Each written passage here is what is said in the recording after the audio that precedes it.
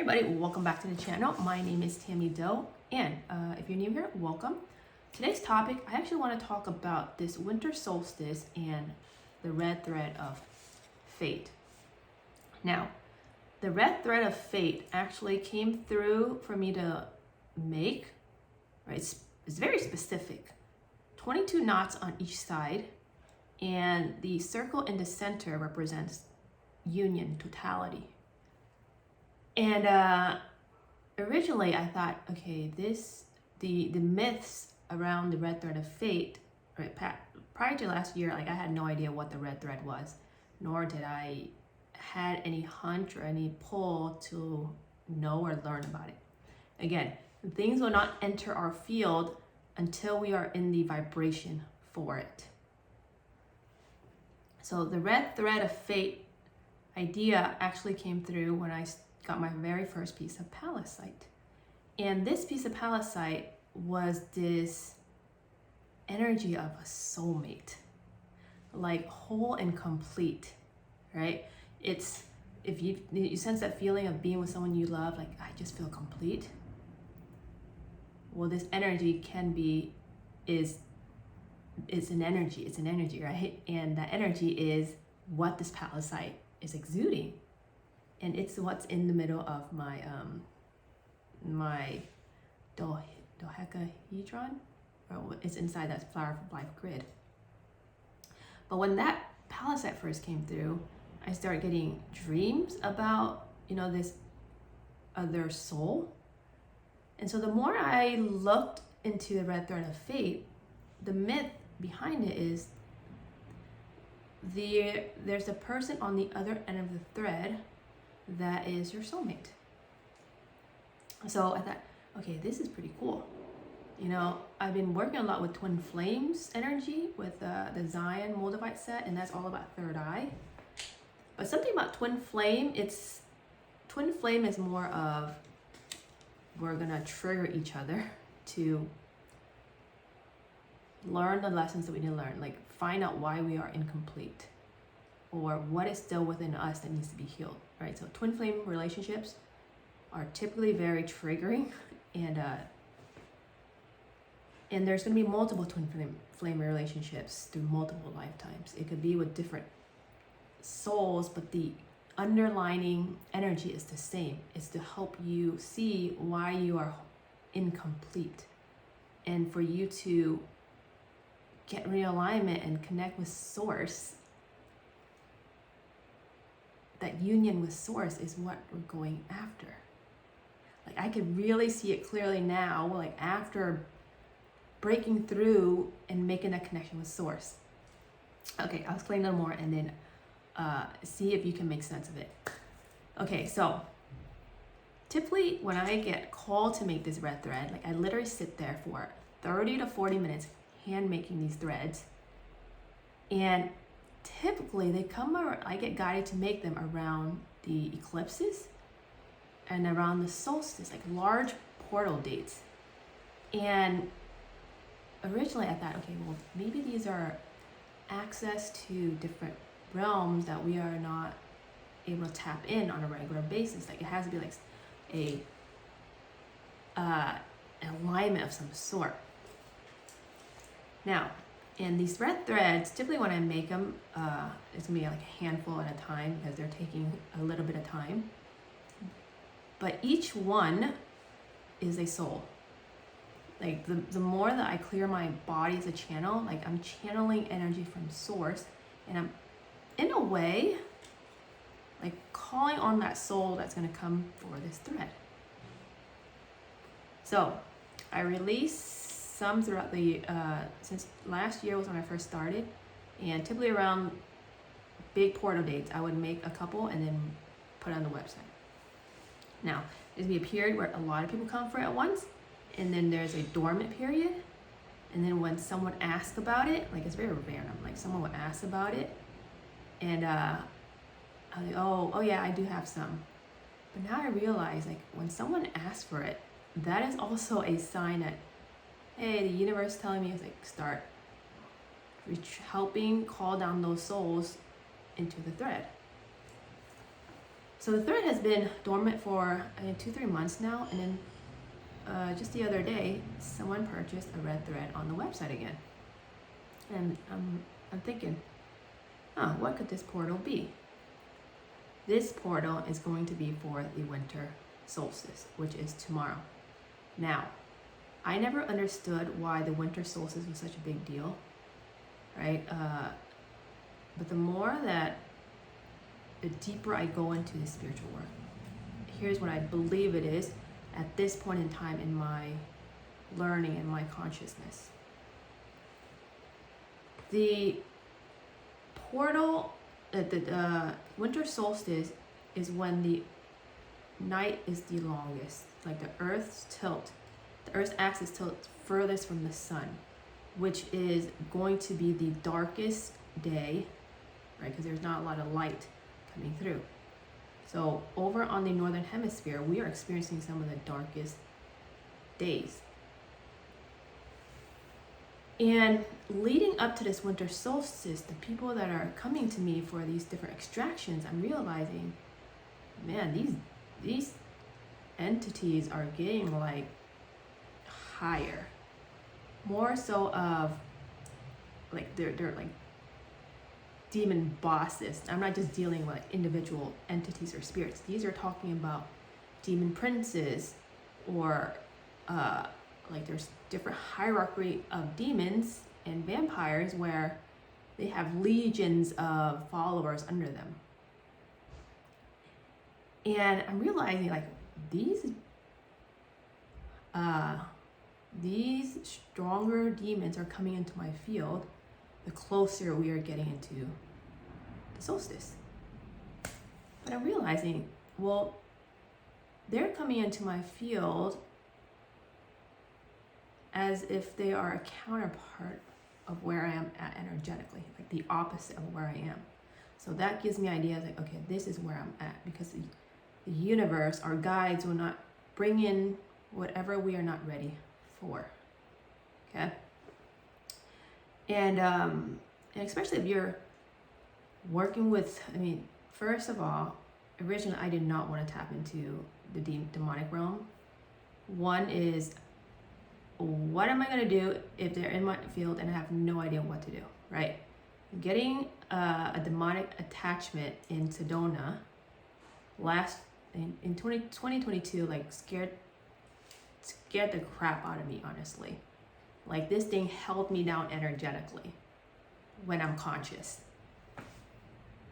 And I've never experienced anything like that before, and it went deep into my sacral chakra. And so from that point, that attack, it triggered this learning for me to go down and learn demonology. Now that I have the tools and opening up that connection with source, now I can come into it without fear because I know what to do. But prior, when I have no idea how to defend myself, and I don't want it in my field so that my loved ones are affected, that was mainly the main part. But now I realize, okay, through this ascension, like there's gonna be a period where there's gonna be a point where you need to let go of everything and everyone. And it's gonna be a pivotal moment in your ascension. Because our grip on our loved ones, that cord is created. They might not be where we are energetically. So in a way, we're an average of the people we hang out mostly with, right? And that can mean that if our energy is high and their energy is low, it's bringing down our vibration. So it's gonna be an average of the 5 people we're around the most, basically. So there was one point in my journey where I just handed everything over to Jesus. Right? I read this verse in this book, Jesus Calling, and that when I read that quote, I just started out bawling because there was so much fear within me where, like, I don't want to let go of my family. There was so much fear of letting go of my family. I wasn't sure where it's rooted from, but it's as if I can't let them go. And I figure out where that was rooted, and it is through a past life, very deep, and it was triggered very deep within my my root chakra, and that energy came up when I work with the Shasta Moldavite set. But in that lifetime, I was famous, and something happened that someone came through and took out my entire family, right? The price of fame. In that lifetime, there was so much guilt of what happened that I just never want, like that guilt was so deep that I didn't realize that it's triggering through multiple lifetimes. And so when I realized, when that was uncovered through one of my regression, working with the Moldavites, right? The thing with Moldavite, different Moldavites, like I have a set of 12 Moldavites for Mount Shasta, and that's all about the root chakra. Different one would trigger like a different, it's as if they're pushing out a different blockage within a little part of your body. It's like, it's very specific, the energy it holds. So over the years, as I work with each one, I pay attention to like what energy brings up, what shows up in my field, and then the further along my journey, like I'm piecing it all together.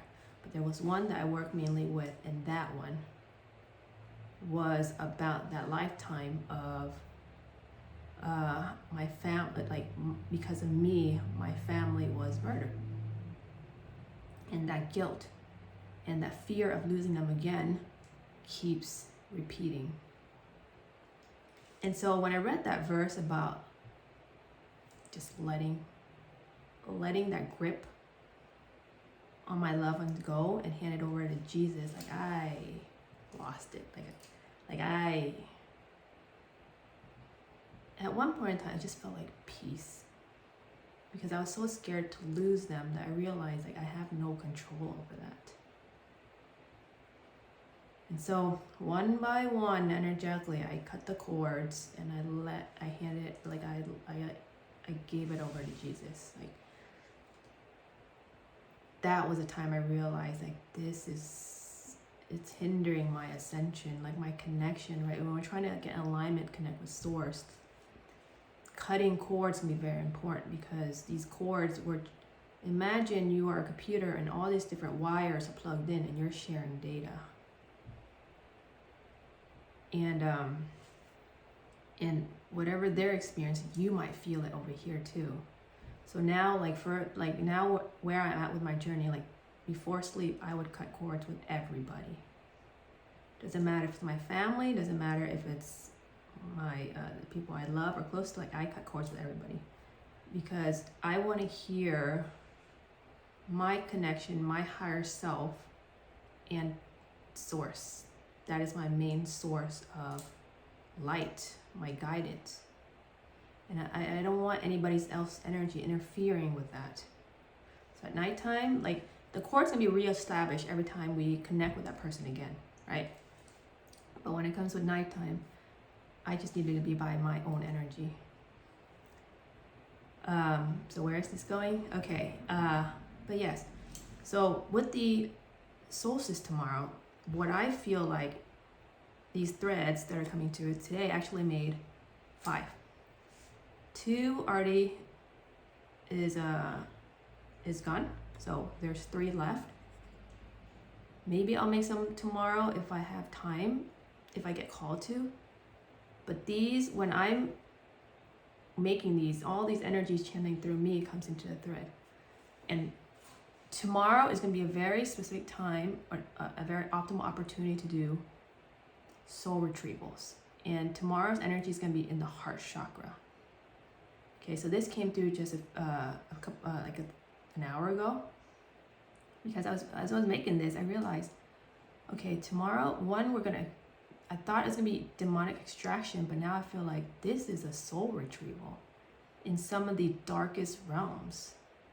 And in order to get there, like I have to be there already. Like I have to know how to navigate if you want to play in the dark, you gotta know how to navigate and get there, right? I think a lot of us light workers who made that connection with source, like we are holding that light brightly so that it can shed light on all the dark corners where maybe someone's light has been dimmed and they haven't gone that far, or they can't see that far yet. So holding space for that light and helping other souls find lost fragments of themselves. So tomorrow's winter solstice group session, we're gonna work on retrieving the fragments of your soul that's deeply, deeply rooted, like in the dark shadows. And this is connected with something within the heart, okay? So maybe it's grief, maybe it's regret, maybe it's a heartbreak, but I'll put you guys through a meditation, a guided meditation, and then you're gonna find what it is that it's lost. That fragment of you is lost somewhere in there. And if you can't make it to tomorrow's session, I will have, however, which ones I made up. The thread I made tomorrow will be on the website. But yeah, this came through today and tomorrow. So that means that whatever is coming through is very deep in the dark. Like this is a fragment of your soul in the dark. And I always, with the red thread of fate, I always put the quote before I send it off is, what you seek is seeking you. And originally I thought that was like maybe like a soulmate, but it's your soul. What we seek is seeking us. It's the other part of our soul. The soul fragment that we lost or we left behind at one point in time. And so every time we see someone that, it's like, I feel like I know them from somewhere, or they have something, like I feel like they're a piece of me, what you're seeking for is a lost fragment of yourself. And that's why soul retrieval is going to be important. Typically, a soul retrieval is done by a shaman. A shaman is a person who actually can navigate in the dark, in the spirit realms, which is something I feel like Moldavite has already expanded me to. So I guess you can call me a shaman. But it's navigating others into the dark, in the spirit realm, and retrieving different fragments of the soul.